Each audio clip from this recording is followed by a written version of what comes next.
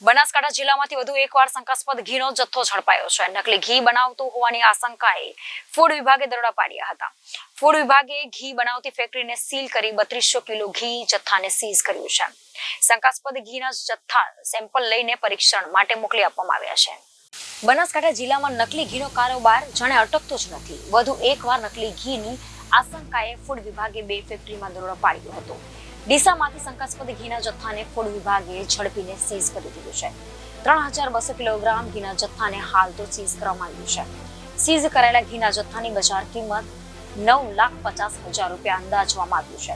Food વિભાગે સ્થાનિક ડીસા દક્ષિણ પોલીસની મદદ લઈને દરોડા પાડ્યા હતા. શંકાસ્પદ ઘી બનાવતી ફેક્ટરીને સીલ કરવામાં આવી છે. તેમજ ફૂડ વિભાગે શંકાસ્પદ ઘી અને વનસ્પતિ ઘીના 8 નમૂના પરીક્ષણ માટે લેબોરેટરીમાં મોકલી આપ્યા છે. છેલ્લા 3 માસમાં ડીસા જીઆઈડીસી વિસ્તારમાં 4 ફેક્ટરીઓમાં ફૂડ વિભાગે દરોડા પાડીને કાર્યવાહી કરી હતી.